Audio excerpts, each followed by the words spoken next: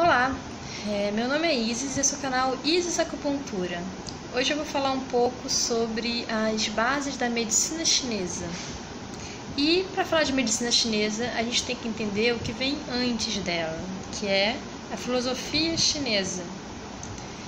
Para entender a filosofia chinesa, a gente tem que começar a buscar as origens dela, que está dentro da cosmologia, dentro da filosofia chinesa. E a cosmologia é uma coisa que nós temos também na visão mais considerada ocidental, que é uma forma de tentar explicar a origem de todas as coisas que nós temos nesse nosso universo, no cosmos, na natureza. E a filosofia chinesa, tem uma visão particular, que inclusive ela até pode ser comparada com conceitos modernos da nossa ciência, da física. Só que tem uma visão diferenciada, pela época, pela forma com que eles interpretavam os fenômenos da natureza.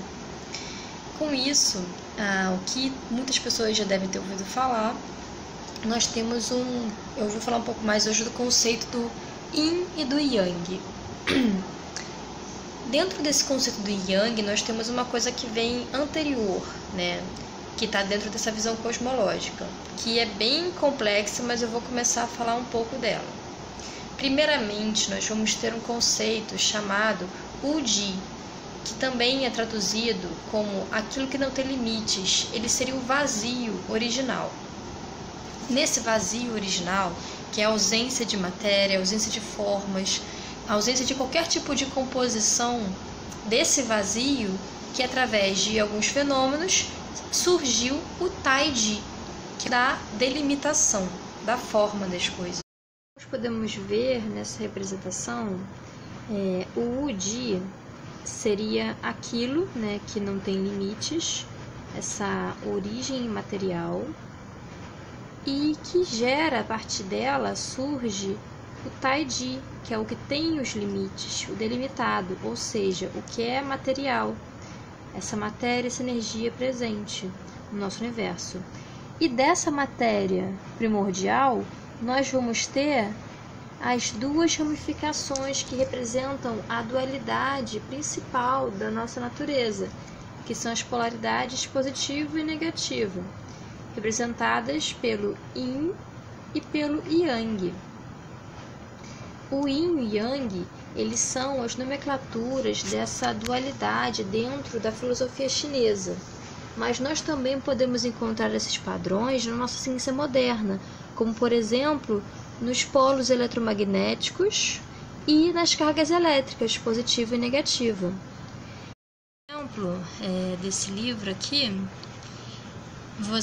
a gente pode ver a formação dos 8 trigramas do I Ching, com base nessa cosmologia da origem chinesa, do Ji para o Taiji, formando o Yin e Yang, as suas ramificações, versões dentro do Yang, o Yang máximo, o Yang mínimo, dentro do Yin, o Yin máximo, o Yin mínimo, que eles também podem dar outras nomenclaturas, E depois os trigramas, que tem nomenclaturas representando elementos da natureza também, associações com elementos.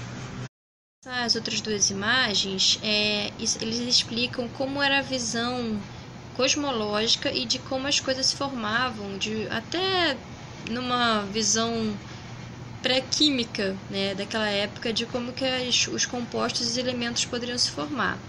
Só que isso, ele seria uma visão da base estrutural de todas as coisas. Ele não vai dizer, por exemplo, como se formam os elementos da tabela periódica, mas sim como seria o padrão estrutural e matemático das coisas da natureza. Quando eles encontram um padrão de bipolaridade, encontram um padrão matemático binário e formam as combinações matemáticas possíveis, que são essas 8 formas, e eles tentam encontrar, os chineses, daquela época, tentam encontrar um padrão de encaixe dessas formas na natureza, e aqui já vão ser um padrão dos hexagramas, Quando eles fazem mais combinações, encontram um padrão de 64 hexagramas de combinação binária. E através deles, eles interpretam o início de todas as coisas, né? Combinação binária original seria a interpretação do Yin e do Yang.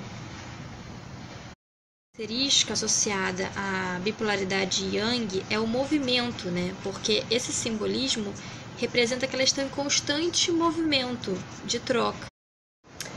E então, também podemos comparar essa base filosófica, nós vamos comparar com fenômenos da natureza, como, por exemplo, o quente e o frio, que são opostos, o cheio, o vazio, o que é fora, o que é dentro, a vida, a morte, e também como, por exemplo, os sexos, né? O feminino e o masculino.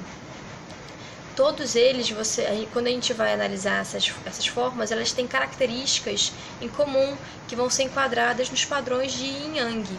Até os elementares, como o fogo e a água, por que eles são classificados como representantes do Yang e do Yin, respectivamente? Porque o fogo ele tem uma característica mais quente, de estar associado ao calor, de ascender, né? Enquanto a água tem uma característica de descender, normalmente associada a uma temperatura mais fria, né? E no próximo vídeo eu vou falar mais sobre essa relação da trindade do Yin e do Yang e do neutro, dentro da filosofia chinesa. Espero que tenham gostado. Qualquer dúvida podem comentar. Eu vou tentar explicar nos próximos vídeos também, se for possível. Tchau, tchau!